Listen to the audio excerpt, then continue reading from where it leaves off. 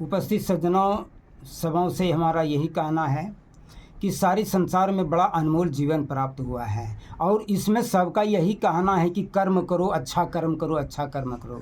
जबकि वो धर्म ही नहीं जानता है तो वो कर्म क्या कर सकता है। गीता में कहा है, अरे कर्म प्रधान विश्व करि राखा, जो जस करहि तसाहि फल चाखा।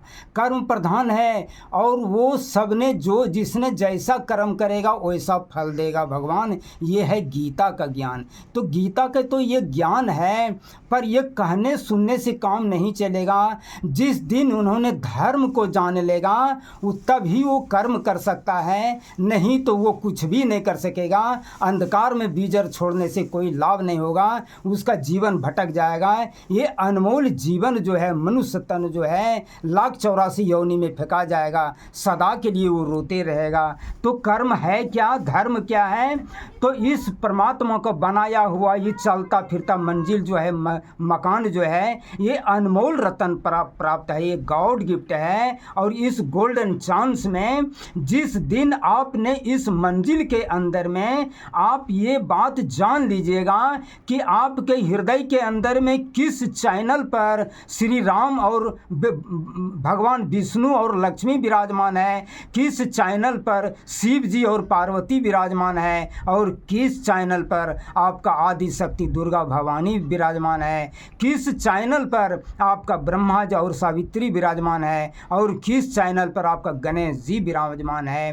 तभी आपने उस बात को समझ करके और ये भेद जिस दिन आप जान लीजिएगा, और तभी आपने इसका नाम जान करके और इसका स्मरण करते हुए गुरु जी के सिद्धांत में चल करके तभी आप कर्म कर सकते हैं। और ऐसे जो कहिएगा कि कहानी किस्सा गप खिस्सा श्री राम का, लक्ष्मण का और कृष्ण का कहानी सुन लिए, भागवत सुन लिए तो कुछ कर्म होगा? कुछ भी आपका एक पैसे का कर्म नहीं हो रहा है। और जितना भी भागवत और बाँचने वाला आदमी है ना, वो जालियाबाज ठग है, उन्होंने आपको गुमराह करके टाका ले रहा है और वो भी कर्म नहीं जानता है, तो आपको वो क्या कर्म बताएगा और धर्म बताएगा। इसलिए आपका जो है ये व्यर्थ जा रहा है, क्योंकि आपने कर्म ही नहीं जानते हैं तो आप धर्म कहाँ जानिएगा। क्योंकि और ये कर्म को बताने वाले सदगुरु रामपाल बाबा आए हुए हैं, जिन्होंने सारी सिस्टम के अनुसार आपका वो अनमोल ज्ञान प्राप्त कर देगा,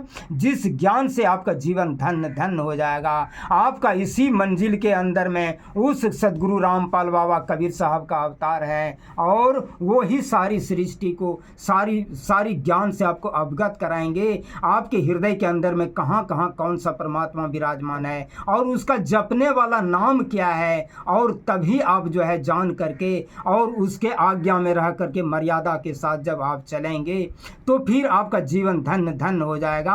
और ऐसे अंधकार में बीजर छोड़ने से कोई लाभ नहीं होगा। आप कितनों भी कहानी खिस्सा कर लीजिए, कुछ भी कर लीजिए, कितनों रामायण पढ़ लीजिए, महाभारत पढ़ लीजिए, गीता पुराण कुरान पढ़ लीजिए, ये पढ़ने से कोई लाभ नहीं होगा। कितनों भागवत बाँच लीजिए, ये बाँचने से कोई लाभ नहीं होगा। आपने धर्म नहीं कर सकेंगे, न तो कर्म नहीं कर सकेंगे, और ऐसे ही माया के जाल में, माया मोह के जाल में रह करके और जो है आप नरक चले जाएंगे, और ये अनमोल जीवन जो है बर्बाद हो करके जो है नष्ट हो जाएगा। गीदड़ कुत्ता सांप गोए घड़ियाल और लुक्की कुकिर में बराबर सारी जिंदगी धक्का खाते रहेंगे। इसलिए ये आपका अनमोल जीवन जो है व्यर्थ जा रहा है।